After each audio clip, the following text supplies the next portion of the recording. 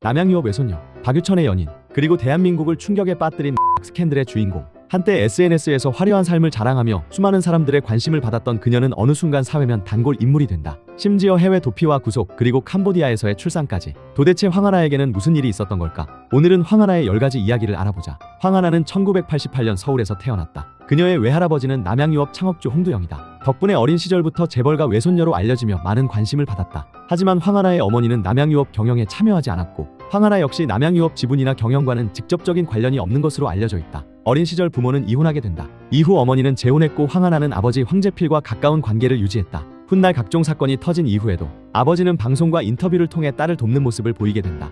사건 이전의 황하나는 지금의 이미지와는 상당히 달랐다. SNS에서 명품과 럭셔리한 일상을 공개하며 수많은 팔로워를 보유한 인플루언서에 가까운 존재였다. 당시에는 인터넷 쇼핑몰 홍보와 SNS 활동을 통해 이름을 알렸다. 그리고 황하나를 전국적으로 유명하게 만든 사건이 발생한다. 바로 가수 겸 배우 박유천과의 공개 열애였다. 두 사람은 결혼설까지 나올 정도로 가까운 사이였고 실제로 결혼 날짜가 언급되기도 했다. 하지만 결혼은 성사되지 않았고 결국 두 사람은 결별하게 된다. 그리고 이후 예상치 못한 일이 벌어지는데 2019년 황하나는 투약 혐의로 경찰 수사를 받게 된다. 당시 사회적으로 큰 충격을 안긴 이유는 과거에도 관련 의혹이 있었지만 제대로 처벌받지 않았다는 의심이 있었기 때문이다. 일부에서는 봐주기 수사 의혹까지 제기되며 논란이 커졌다. 수사 과정에서 황하나는 박유천과 함께 을 투약했다고 진술한다. 이에 박유천은 기자회견까지 열어 결백을 주장했다. 하지만 이후 국과수 검사와 수사 결과가 공개되면서 사건은 대한민국 연예계를 뒤흔든 초대형 스캔들로 번지게 된다. 결국 박유천 역시 처벌을 받게 된다. 황하나는 법원으로부터 징역 1년에 집행유예 2년을 선고받는다. 많은 사람들은 이를 마지막 기회라고 생각했다.